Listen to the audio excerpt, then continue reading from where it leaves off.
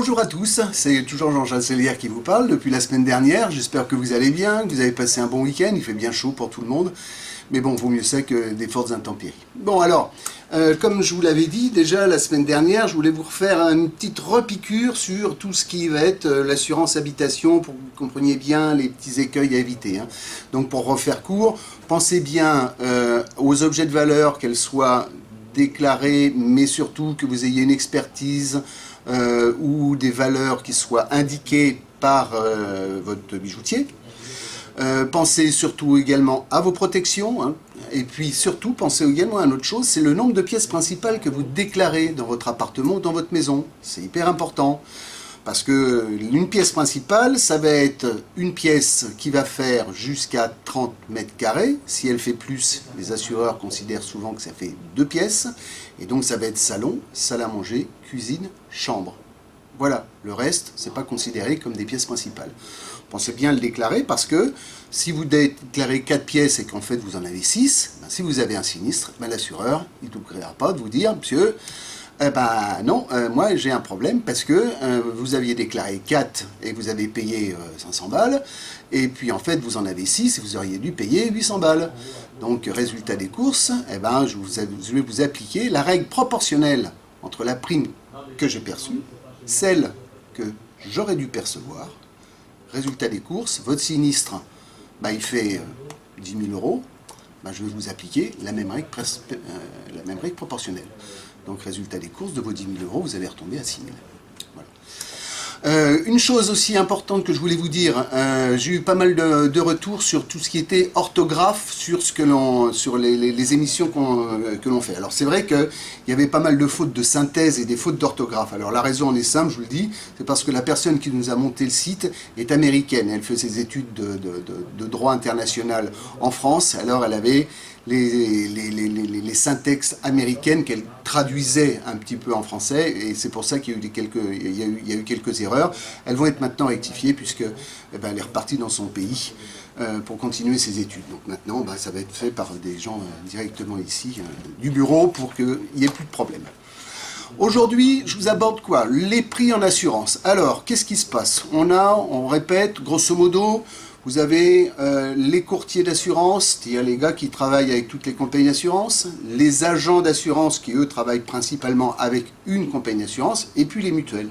Alors, comment tous ces gens-là vivent? C'est pas compliqué. Tout ce qui est courtier et agent, nous percevons une commission sur la prime que vous payez. Cette commission, elle est due sur la prime hors taxe. Donc, si vous payez pour votre habitation, je vous dis n'importe quoi, 300 euros, 300 euros, supposons qu'il y a les taxes qui vont avec, ça va vous faire 220 euros, le courtier, il va percevoir, lui, environ 20% de cette somme hors taxe. Grosso modo, l'agent aussi. Les mutuelles ne fonctionnent pas pareil, puisque elles, c'est leur propre salarié, c'est leur propre réseau salarial. C'est-à-dire que quand la prime, elle est perçue, cette prime, elle va aller d'une part pour les réserves pour les sinistres, et les autres, ça va être distribué pour les salaires, parce que tout le monde en vit. Troisième chose, je voulais vous dire une chose importante, surtout ça concerne un petit peu quand même plus ce qui va être risque d'entreprise. Ayez un agent ou un courtier qui corresponde à la taille de votre entreprise. Ne pensez pas systématiquement que parce que ça va être le plus gros courtier de la Terre, que vous serez d'abord un meilleur service, en règle générale rarement, et que vous aurez un prix plus intéressant. C'est pas vrai du tout. Tous ces très énormes courtiers internationaux sont excellents dans leur partie, c'est-à-dire avec des clients internationaux, qui ont des représentations un peu partout dans le monde. Si votre entreprise, elle est en France, et voire elle peut travailler avec des pays qui sont limitrophes, sachez une chose, c'est que un courtier ou un gros agent peut vous apporter le même service, même souvent plus de réactivité, parce qu'évidemment, pour un courtier international, si lui va encaisser une prime de 100 000 euros, c'est rien du tout. Pour un agent moyen ou un courtier moyen, pour lui, c'est important.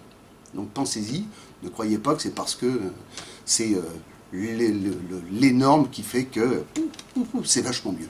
C'est souvent pas ça. Je voulais aborder aussi un point maintenant sur une convention qui s'appelle en dégâts des eaux la convention Cidre.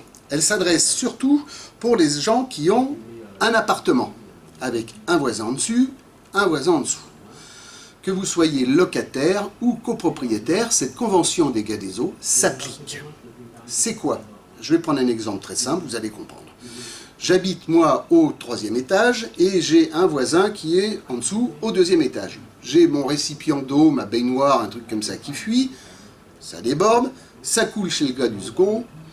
Le gars du second, il vient me voir, bon, on fait un constat des dégâts des eaux, hein, c'est comme un constat automobile, mais réservé pour les dégâts des eaux. Vous envoyez ça à votre assureur, lui, il envoie ça au sien.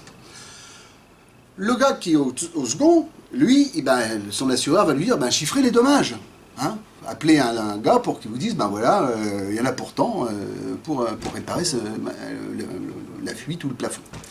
Si ces dommages sont inférieurs à 1 600 € hors taxe, l'assureur du gars du second, il ne viendra pas faire de recours contre le mien. Les assureurs ont fait ça, cette convention, pour justement essayer de simplifier les problèmes entre assureurs. Donc, moins de 1 600 €, vous subissez un dégât des eaux, l'assureur qui vous assure, il ne fera pas de recours contre l'assureur du dessus. Au-dessus de ces 1 600 €, il y aura un recours. Donc du coup, il y aura l'assureur du gars du dessus qui viendra aussi vous voir pour constater les dommages et puis discuter avec l'expert, de dire « Ah, si, il y en a pour 2 500, bon, très bien. » Et au-dessus de cette somme, votre compagnie d'assurance ne déboursera rien, puisque ça sera l'assureur, donc en l'occurrence c'est moi, au 3e étage qui prendra tout en charge. En dessous de 1 600, on ne prend pas. Ce qui peut poser effectivement des problèmes, parce que vous pouvez avoir des sinistres qui vont être inférieurs à ces 1 600 €. Et là, votre compagnie va payer, et au bout d'un moment, votre prime d'assurance que vous payez aujourd'hui, je vais reprendre mes 300 €, si votre assureur rembourse chaque année 1000 ou 1500 € sans pouvoir faire de recours, au bout d'un moment, il va vous dire « Ah, j'en ai marre, ça pique un peu, au revoir monsieur, je vous balance », alors que vous y êtes pour rien. Pas normal, mais c'est comme ça, c'est la loi. Donc, pensez à ça, cette convention CIDR, elle est applicable dans tous les cas sur les assurances multirisques, habitation, immeuble, et aussi pour les commerces. C'est pareil, vous êtes un commerce au rez-de-chaussée, si le gars du dessus vous fait pipi dessus et vous en avez pour 1 200 €, ce sera que l'assureur du dessous qui paiera. Après, il y a des clauses qui sont différentes, mais ça fera partie d'une autre émission quand on parlera plus sur les entreprises avec les clauses qui sont dans les bails, mais je crois que je vous avais fait une petite intervention là-dessus, mais il faudra bien évidemment rentrer en détail.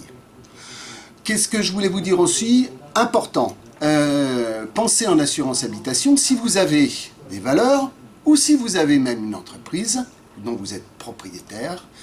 Pensez à vos expertises préalables. Qu'est-ce que c'est une expertise préalable? Il y a des sociétés qui sont des experts d'assurés qui sont là sur le marché. Alors ça, il y en a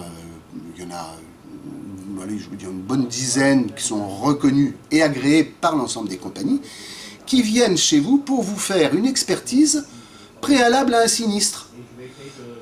C'est notifié, c'est accepté par l'assureur, et en cas de sinistre, c'est incontestable. C'est-à-dire, si votre contrat est en adéquation avec cette expertise, la compagnie a l'obligation de vous rembourser selon cette expertise. Ce n'est pas contestable. Chose assez importante. Voilà, je ne vais pas vous embêter très longtemps encore aujourd'hui parce que il fait très chaud et puis j'espère que tout va bien. Encore merci pour tous vos messages d'encouragement, j'adore, c'est hyper sympa. Bon, j'espère que vous aimez bien parce que, bon, encore une fois, je vous le dis, je veux que ça soit cool et ludique. Surtout s'il y a des choses que vous ne comprenez pas, vous me les retournez.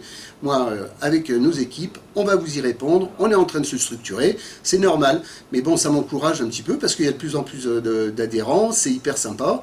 Et puis les questions reviennent. Avec des critiques aussi. Donc, c'est bien quand on a des critiques. C'est super positif. Donc, merci à tous. Je vous souhaite une bonne semaine. Je vous dis à la semaine prochaine. La semaine prochaine, on parlera des expertises préalables, on parlera et on rentrera dans le détail aussi sur l'assurance automobile, parce que je vous ai parlé d'une convention qui était visée par les 3/4 des assureurs, qui s'appelait la convention IDA, mais bon, j'ai eu des retours en disant c'était un petit peu compliqué, j'avais peut-être été un petit peu vite là-dessus. Donc, n'oubliez pas l'émission de la semaine prochaine, parce que je vais rentrer dans le détail de cette assurance de cette convention entre assureurs LIDA, ceux qui y adhèrent, ceux qui y adhèrent pas, et comment ça se passe pour vous. Je vous souhaite une bonne journée, à bientôt, et n'oubliez pas, je l'ai eu un jour, je l'ai eu. Cette émission, elle était dédiée à Lulu et à Juju. Ciao ciao, bonne journée.